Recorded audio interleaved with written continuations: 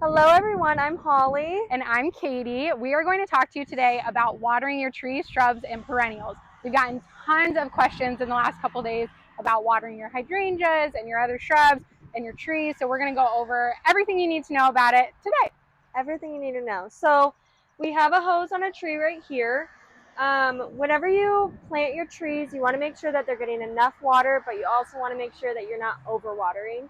So whenever you first plant your tree, you want to make sure to water it at least once or twice a week. It needs about 1 inch of rain or 1 inch of water a week, including natural rainfall. So I will say it's a tricky balance because a lot of people do kill their trees and shrubs from underwatering, but a lot of times actually people do kill them from overwatering. Since overwatering and underwatering your trees, shrubs, perennials can be an issue for a lot of people, we're also going to show you how to check the soil to see if you need to water at all. So how to do that, you're going to come to the soil, not the mulch. You're going to dig back the mulch and you're going to stick your finger in the soil about maybe 2 to 3 inches down. And then if that's still pretty moist, you don't need to give it any water. But if it's already kind of drying out, you can go ahead and give it some water and put the hose on it and everything. Yeah, and a lot of times people will think that they need to water because the top of the soil, so say you don't have it mulched, or even if you do, it might look dry. So you think that you need to water, but it might not be dry underneath. That's why she said to dig down 2 to 3 inches and test that soil. A lot of people don't like to stick their finger in the ground, so you can also use like a stick, like a chopstick or something, or a glove, put a glove on. You'll be able to tell if it's moist down there, and just check that soil because even though it looks dry on the top, it might not need water at all. Okay, so now we're going to talk about how we actually water our trees. So we recommend that you put a hose on each side of your tree at a slow trickle. So super, super slow, about the size of like a number 2 pencil.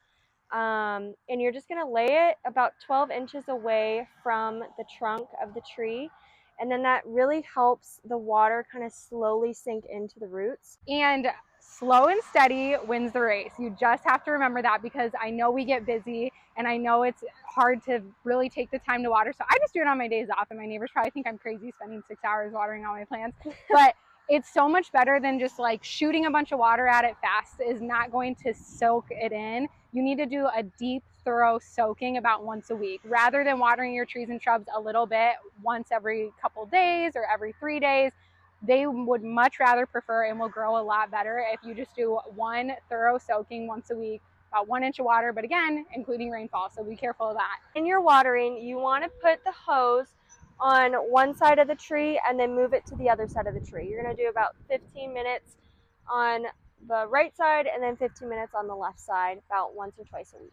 Which seems like a crazy amount of time. People just want to go out and water really quickly.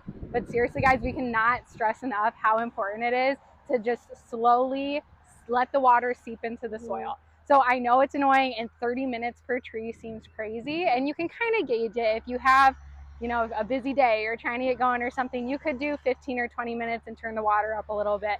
But they need more than just like a watering can around the tree or, you know, just a little sprinkler spray of the hose with the shower head. That's not going to be enough, and your trees and shrubs are probably going to die, unfortunately, which is what we're trying to prevent. The reason that you don't want to have it at the trunk of the tree either, like right at the base, is because you want the roots to kind of reach for that water, if that makes sense. So it helps them establish a strong root system. When the water is coming out here, their tree is thirsty and it naturally starts to reach its roots out to that water, and that's how it establishes a strong root system. A lot of people, whenever they want to mulch, they really want it to look super, super pretty, and they want to put it right up next to their trunk of the tree. But you actually want to kind of drag the mulch away so the tree has kind of an airway going through it so it actually dries out. Like you said, a lot of people like to overwater their trees, but having that mulch away from it really helps the tree not get too stressed out or not get overwatered, and helps it actually dry out, which is really good for the tree. Yeah. So you can see here we have it about 3 or 4 inches away from the trunk of the tree. That way it doesn't get super stressed out and has time to dry out in between waterings. So the way I think of it is, if you're wearing a turtleneck, like, because a lot of people mound their mulch, if you're wearing a turtleneck all summer long in this heat, it's just suffocating the tree. Like, you're going to feel like you're suffocating. Yeah. So you want to just keep it aerated around the trunk of the tree. let the airflow get in there, keep the mulch away. Mulch is good because it helps contain the moisture so it doesn't dry out as quickly. So we do recommend mulching your trees and shrubs, but just don't suffocate the trunk of the tree. Make sure it has that room around the base. It's like you've never seen a person wearing a scarf in summer. There's a reason. So now we're going to go take a look at some shrubs and perennials and how to water those too. So we're going to actually stop here quick and talk about the evergreens. They do like to be slightly drier than deciduous trees. So Holly's going to talk a little bit about watering those. Yeah, so pretty much the same process for the deciduous trees, but you may only have to do it like once a week with evergreens. Like Katie said, they like to be a bit more dry, but not too dry. So you still need to water them. Same process. You're going to put it on each side of the tree, little trickle, and you're going to move it every 15 minutes to the other side. Now we're going to talk about how to water your shrubs, pretty similar to the trees, about 15 minutes on each side. A good, thorough, slow soaking. Slow and steady wins the race. I'll never stop saying it. Yes. Depending on the size of shrub, the time on each side will vary. So it could be 10 and 10, or it could be maybe 12 and 12, or depending on the size, it'll vary. But also making sure that you stick your finger in the soil to check the soil. Make sure you check the soil and not the mulch. Yes. Checking that will also give you a better idea of how much to water and when to water. And something super important to keep in mind, we're showing a hydrangea here because it is very normal for hydrangea leaves to droop and wilt in the summer. So just because it's hot and your hydrangeas are wilting, it might not need any water. You could have a very established hydrangea that was well watered the day before and it's drooping the next day. That is because it's trying to escape the heat. It is just trying to get away, hide from the heat, hide from the sun. That does not necessarily mean that it needs water. So behind us we have some alliums. These are considered our smaller perennials, and they're only going to take about 10 minutes each side. So again, same process with the trees and everything. You're just going to put the hose on one side at a slow trickle for 10 minutes and then put it on the other side for another 10 minutes and you should be good. And I feel like everyone probably thinks we're crazy saying like 10 minutes a side, 10 minutes at 15 minutes, 20 minutes, you know, but it's so important. And keep in mind, that's with a slow trickle. That is a drip into your soil. So if you're going to have your hose, some hoses don't even get to this point, like they're either off or like full on.